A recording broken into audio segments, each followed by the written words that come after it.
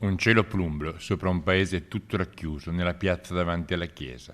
Non mancava nessuno per l'ultimo saluto a Walter Locatello. Centinaia i vigili del fuoco come lui, per testimoniare una vicinanza alla famiglia che non finirà con oggi, che lo hanno accompagnato sino in chiesa. Quante volte in questi giorni ho sentito questa espressione dalle persone che incontravo. Walter era proprio di tutti.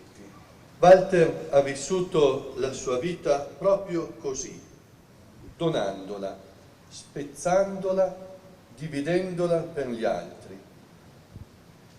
Prima di tutto per la sua famiglia, Sibi e Martino. Con queste parole lo ha ricordato il celebrante, ricordando quel bambino tanto atteso, tanto voluto, per garantire il cui futuro la sottoscrizione lanciata da un amico in soli 3 giorni è arrivata già a 80.000 euro. Commosso il ricordo di tutti.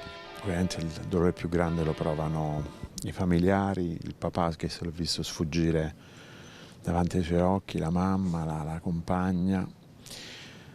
Io posso dire che è commovente vedere la reazione dei suoi compagni di lavoro, i vigili del fuoco, nessun corpo è unito quanto i vigili del fuoco. Grande commozione, davvero vedere tanta gente, tanti vigili del fuoco, tutta la comunità dell'Alpago è stato davvero commovente.